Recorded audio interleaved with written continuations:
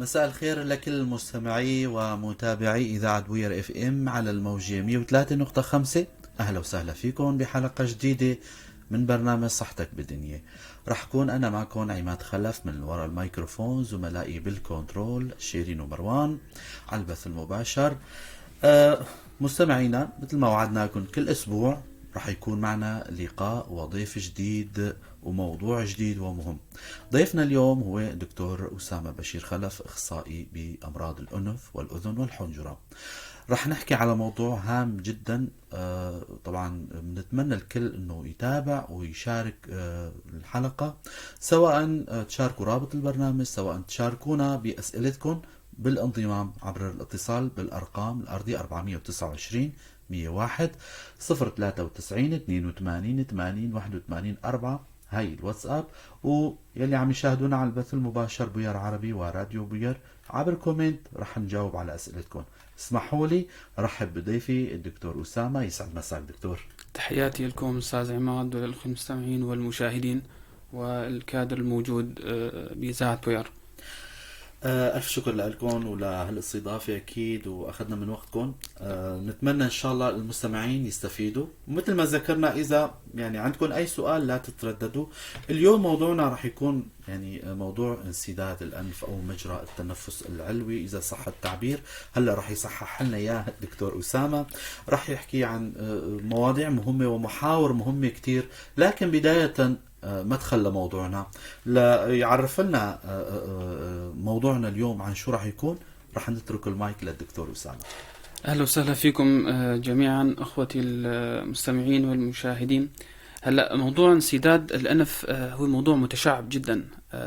نحكي يعني عن أهم أسبابه اللي هو عن الوتيرة الأنفية وضخامة القرنيات. هو شائع جدا، وشائع العمليات الجراحية صراحة تجرى ببلدنا سوريا.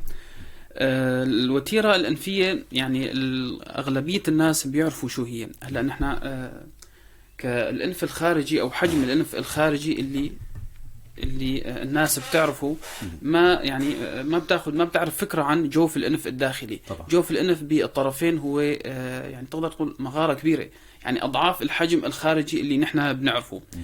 وكثير من الناس يعني بيفكروا انه اي انحراف خارجي بالانف هو بيعبر عن الانحراف الوتيري الموجود من الداخل. ما كثير له علاقه، ممكن يعطينا فكره لكن ليس بالضروره. جوف الانف، نحن رح نحكي عن جوف الانف من الداخل اللي هو بيقسم بشكل عام بحاجز عظمي غضروفي، ابدا حاجز نظامي بشكل عمودي بيفصل ما بين جوفي الانف، بنسميه الوتيره الانفيه. بينما القرينات الأنفية اللي أغلب العوامل الموجودين عندنا بيقولوها بمصطلح الجيوب. يعني أنا عملت عملية الجيوب أو عملت، هو بيقصد فيها القرينات. أيوة. عمليات الجيوب هي من العمليات النوعية التخصصية باختصاصنا. ما أنها جيوب، إنما هي عبارة عن قرينات، وهكذا وجدنا عليه آباءنا. الكل بيقولوا مصطلح شائع. نعم، هو يقصد فيه القرينات، وبالأخص هو القرين الأنفي السفلي. يعني هيك كمعلومة فيزيولوجية انه هذا القرين، مشان الناس تفهم يعني شو معنى انسداد انفي. القرين هو من العناصر الموجودة داخل جوف الانف، قابلة للتمدد، يعني يكبر حجمها وبيصغر. في شيء اسمه دورة انفية، يعني القرين بجنب واحد كل نص ساعة لساعتين ونص واحد بيكبر وواحد بيصغر. بعد ساعتين ونص واحد كمان بيكبر والثاني. يعني مثلا هو نسيج بنسميه نسيج امتعاضي، بيكبر يتمدد يتعبى دم وبيصغر. الهدف الأساسي من وجود القرينات اللي الله خلقنا إياه هو عبارة عن حفاظ على رطوبة الأنف بكل الجهة. هاي هي الوتيرة الأنفية. طبعا في ملحقات اللي هي الناس بيقولوا لها الجيوب، هي ملحقات وهي فراغات هوائية موجودة ضمن العظام الوجه، كلها بتفتح فوهاتها ضمن الأنف، بنسميها الجيوب جانب الأنفية، ولا هي عناصر تانية ما لها علاقة بجوف الأنف بالخاصة. إذا أحيانا بنسمع من بعض المرضى إنه والله الطبيب قال لي إنه معك ضخامة قرينات، إذا صح التعبير هذا هو. نعم، بس قل ما نشوف واحد يحكي التشخيص المناسب. نعم. تماما دكتور. يعني لحتى المستمع يفهم أو يفوت بصميم الموضوع وليستفيد من برنامجنا وحلقتنا، أنه الأعراض اللي عم يصير مع اللي معهم هالحالات هاي شو راح تكون؟ هلا أهم الأعراض اللي صراحة بيجي فيها المريض هو انسداد الأنف. انسداد الأنف. طبعا حسب إذا كان الوتيرة هي السبب أو اللهم صل على النبي ضخامة القرينات. انسداد الأنف إذا كان أحادي الجانب بشكل دائم لازم المريض يدور على السبب، لأنه أكيد في مشكلة. بينما الشائع الموجود يعني وهو طبيعي وفيزيولوجي عند البشر الانسداد المتناوب، يعني جهة مفتوحة وجهة مسكرة، بعد ساعتين جهة مفتوحة وجهة مسكرة، هذا شيء طبيعي تماما. يعني حتى إذا هلا بتستنشق الهواء رح تشوف في جهة مفتوحة أكثر من هذا الإنسان طبيعي. بينما الإنسان اللي عنده مرضي أهم عرض اللي بيجي فيه هو الانسداد الأنفي. يعني شو يعني انسداد أنف أستاذ عماد؟ خلال النوم خاصة رح يشعر فيه بشكل واضح. ممكن يصير في عنده نقص أكسجة خلال النوم، والمشاكل والتوابع اللي بتتردد أو تجي بعد هاي المشكلة اللي هي مشاكل قلبية ورئوية طبعا على مشاكل أو على مدى سنوات عديدة. هذا الانسداد. الموضوع الثاني الأهم كمان اللي يجي فيه المريض اللي غالبا يعني هدول المرضى اللي عندهم انسداد أنفي يكون شخصيتهم عصبية نزقة، ما بيتحملوا أي شيء، بتحسوا دائما تعبان، ما بيشبع نوم، متوتر، يعني بتحسوا ما هو طبيعي سبحان الله. فبيجي كمان بصداع رأسي، نعم، يكون مترافق مع انسداد الأنف. أما يعني انسداد بيزيد هذا الصداع أو يكون هو السبب أساسي لهذا الصداع. ممكن يكون صداع أحادي الجانب، وممكن يكون صداع بالطرفين. العرض طبعا نفصل شوي بالأعراض لأنه هي الأهم صراحة. بيجي بالدرجة الثالثة اللي هو نتيجة انسداد الأنف اللي هو جفاف الفم، يعني دوما التنفس عن طريق الفم. هلا حتى الجفاف الفم الداخلي يعني صعوبة بالبلع، يعني كل هاي مشاكل هي بسبب انسداد الأنف، وبالنهاية يوصل لالتهاب بالعوم المزمن. الدرجة الرابعة اللي هو بنسميه التعب النهاري، التعب العام، في قلة نوم خلال الليل، وخاصة إذا ترافق مع شوية بدانة مع العنق القصير والضخامة، هون يصير يعني تقريبا لا إن شاء الله أنت أمورك منيحة. بنسميه شيء اسمه توقف تنفس أثناء النوم الانسدادي.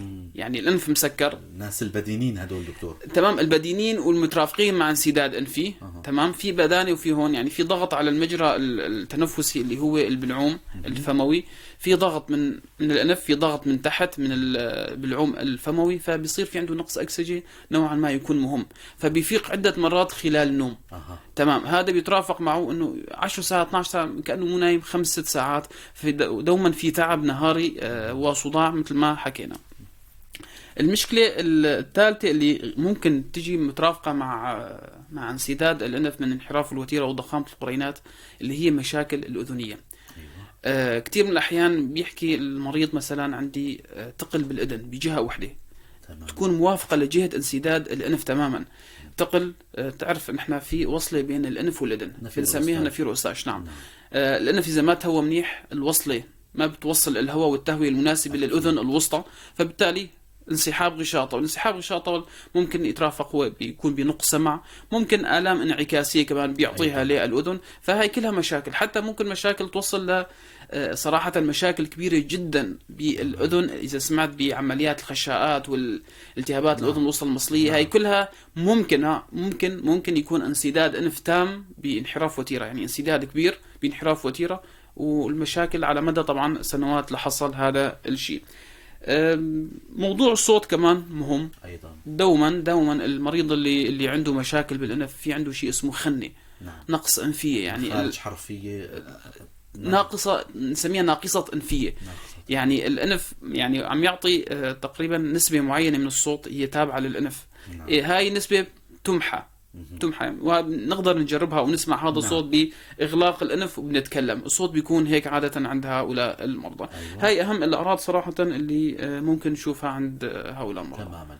لمستمعينا اللي سمعوا هالمعلومة واللي انضموا جديد، لأن نتمنى أنه أي سواء كانوا آباء أمهات أو المرضى نفسهم اللي شافوا عندهم هالأعراض يراجعوا أي طبيب إذني، لأنه هالمواضيع هاي ربما مثل ما ذكر الدكتور أسامة أنه تتفاقم وتؤدي لنتائج ربما تكون يعني غير مرجوة يعني. نعم. فدائما أي شيء يتصلح بالبداية أكيد راح يكون نتائج أفضل طبعا. يعني وكمان موضوع الآباء والأمهات الأطفال اللي هذا طبعا ربما يكون خارج موضوعنا دكتور، ولكن إذا الأب أو أم شافوا أنه طفل عنده في موضوع يعني أحد هالملاحظات اللي ذكرتها، يعني يراجعوا الطبيب ليتصلح الموضوع هذا عن بكير أفضل ما يتفاقم. تمام. دكتور، لو نلجأ لمحور الأسباب أو نتطرق لموضوع الأسباب، شو راح تكون هي الأسباب؟ هلا بانحراف الوتيرة بتعرف هو حاجز عظمي غضروفي. إما أن يأتي بشكل خلقي، مشاكل خلقية يعني من الولادة موجود، أو أنه نتيجة رد على الأنف، سوابق ردية، أكل ضربة على أنفه إلى ما هنالك.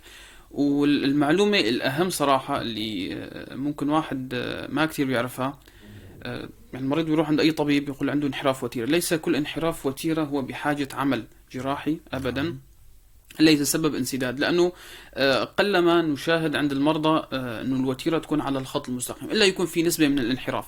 تمام. لكن عم نحكي عن الانحراف والوتيرة اللي مهم، اللي عامل مشكلة فعلا انسدادية، إعاقة مثلا تنفسية. نعم.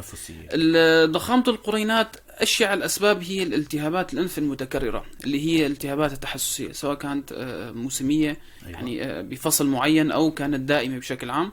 وكثير من الأدوية اللي ممكن نستخدمها نحن، البخاخات المضادات الاحتقان، هي شائعة جدا. نعم. إيش عم تستعمل؟ أنا بستعمل السينوفين، صار لي مثلا شهور وممكن سنة.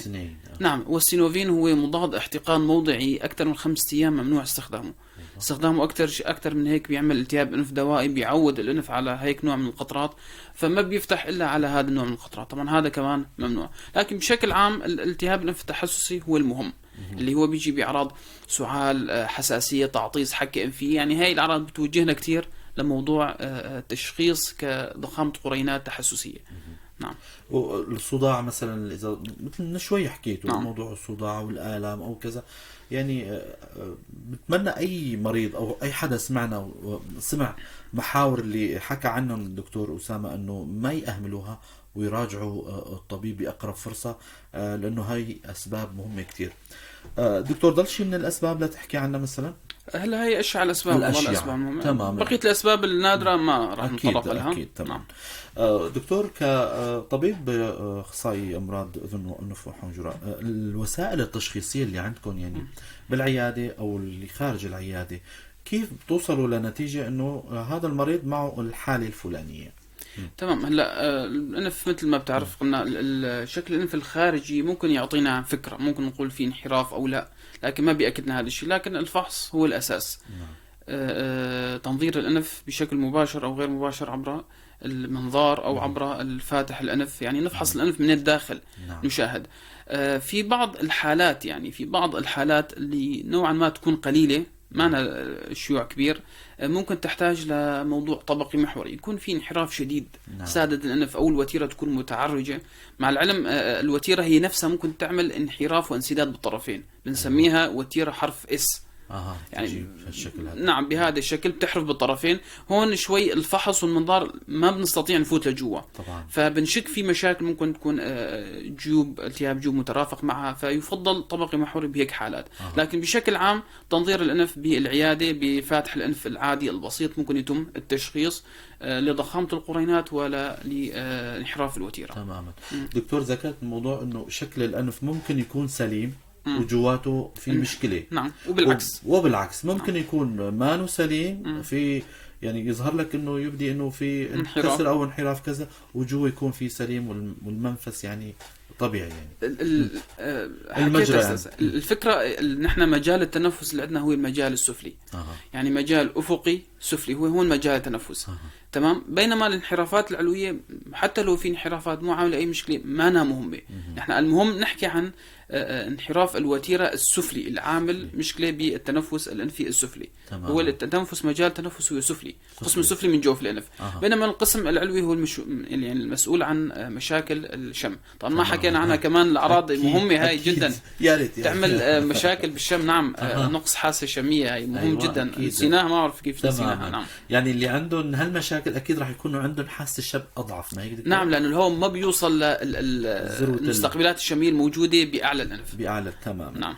رح أذكر مستمعينا يلي حابب ينضم لبرنامجنا لا تترددوا، شيلوا السماعة واتصلوا معنا عبر الرقم الأرضي 400 29 101. الدكتور أسامة موجود، أخصائي بأمراض الأنف والأذن والحنجرة. البرنامج بخدمتكم طبعا، وأي سؤال حابين تطرحوه فيكم تطرحوه، سواء كان عبر البث المباشر راديو بير أو بير عربي عبر الفيسبوك، وعبر الواتساب برسالة 093 82 80 81 4. رح نكمل موضوع التشخيص. طبعا الدكتور شرح لنا إياه. بعد التشخيص أكيد نلجأ للعلاج. دكتور، ايمت تلجأوا انه هذا المريض بحاجة لعلاج دوائي استكمال وشفاء ان شاء الله طبعا؟ نعم. وايمت انه هذا المريض او اي الحالات اللي بتلجأ للحالات اللي لازم تكون تدخل جراحيا؟ تمام. هلا العلاج يعني هو اما دوائي او جراحي بحت. تمام. تقريبا الموضوع الوقائي صعب نوعا ما. الموضوع الدوائي بيخص يعني أهم شيء بيخص القرينات الأنفية، بينما الوتيرة إذا كان في انحراف وتيرة مهم مثل ما حكينا ممكن انحراف وتيرة هو بده عمل جراحي، لا حتى إذا في انسداد معين مثلا 20% 30% يكون مقبول بالنسبة للمريض. راح يكون السبب المهم للانسداد هو ضخامة القرين. تمام. فضخامة القرينات بشكل عام دوما نبدأ بالعلاج الدوائي، لأنه في قابلية كبيرة أنه بيتعالج فيها وبيتحسن عليها بشكل كبير، خصوصي بهاي الأجواء الموجودة من الأجواء الحساسية، الأجواء الدخان، السيارات، هاي كلها تعمل التهاب حساسية مزمن أو التهابات أنفية مزمنة تحسسية بحاجة إلى علاج. وإن كان المريض عنده تحسس دائم بشكل دائم، يعني نتيجة وجود محسس معين على مدار السنة، هون صراحة بيحتاج ل يعني بخاخات أنفية نوعا ما، هلا بنحكي عنها إذا إن حبيته، أو طبعا ممكن مجال تاني. بخاخات أنفية مع مضادات حساسية فموية بنسميها جهازية، ممكن 4-5 شهور خلال كل سنة، يعني من السنة يستخدمها 5 شهور ل6 شهور تقريبا، يعني شهرين شهرين لا، وهكذا لحتى مثلا إما يتغير الجو أو ممكن يوصل بالنهاية لمرحلة جراحية. تمام. فالعلاج هو علاج دوائي قبل، حتى إذا كان في انحراف وتيرة نوعا ما مهم، لكن ما يعني مو إنه ساد بشكل تام، ممكن حتى واحد يعالج القرينات، يجرب علاج تجريبي قبل أي عمل جراحي لمدة 2-3 شهور أقل شيء. العلاج الجراحي اللي هو عمليات تصحيح انحراف الوتيرة أو كي القرينات الأنفية، هون بنلجأ له إمتى؟ بانحرافات الوتيرة السادة أو المهمة العاملة، يعني 40-50% انسداد ميناء الأنف، وخاصة إذا كان انسداد بالطرفين، أو ضخامة القرينات السفلية اللي مو مستجيبة على العلاج الدوائي، يعني عالجناه 2 شهر، أو حدث نقص بالأعراض بعد إيقاف الأدوية بشكل مباشر.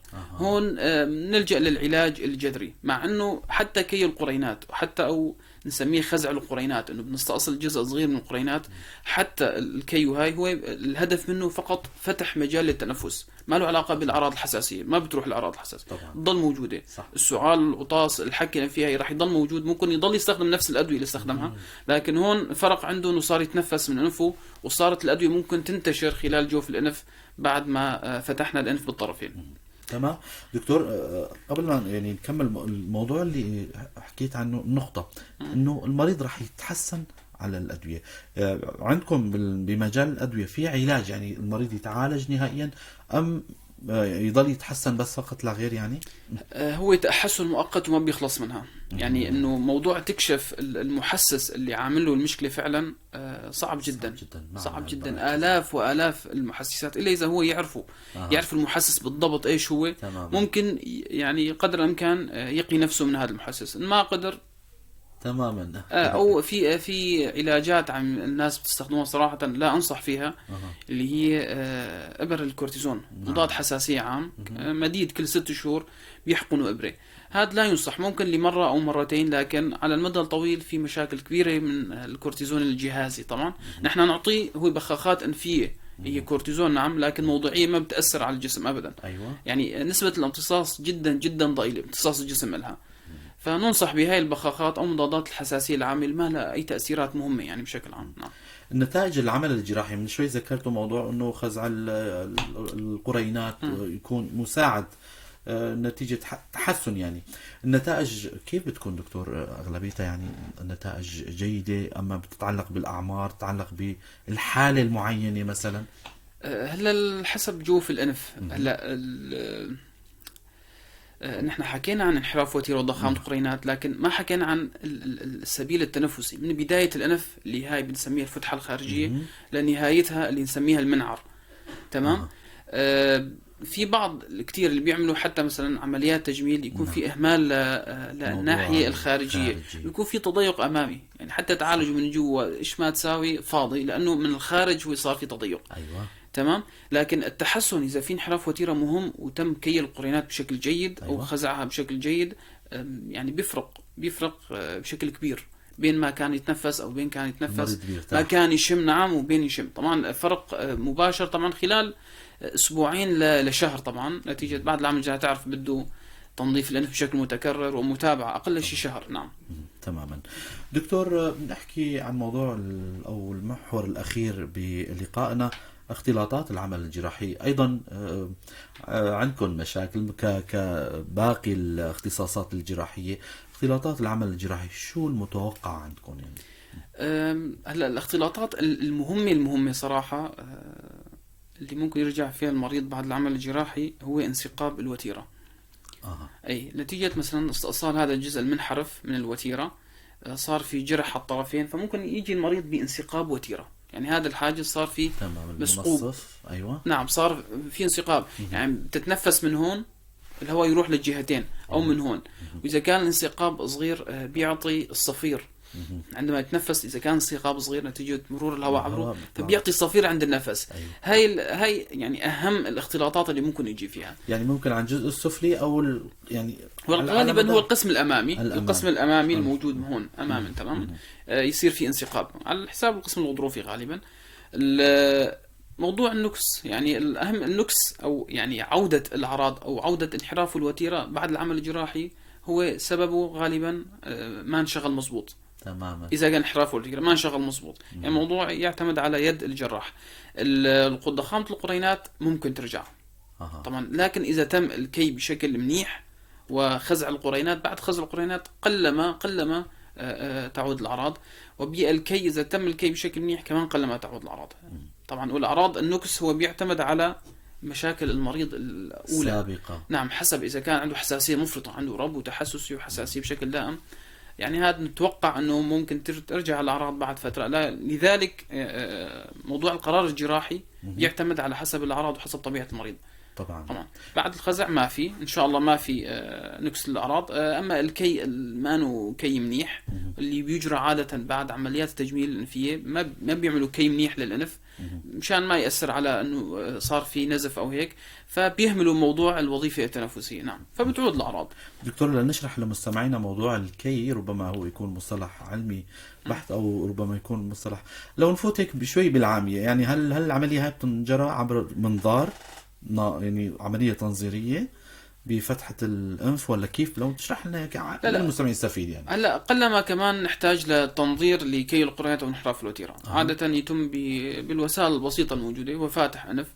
طبعا هو موضوع الجوف الأنف صغير تماما، لكن الناس ما عندها تصور. كي القرينات هو نكوي القرينات على 3 نقاط معينة. القرين هو أبدا هيك بشكل أفقي موجود جوات الأنف، يتم كيها على 3 نقاط. تمام.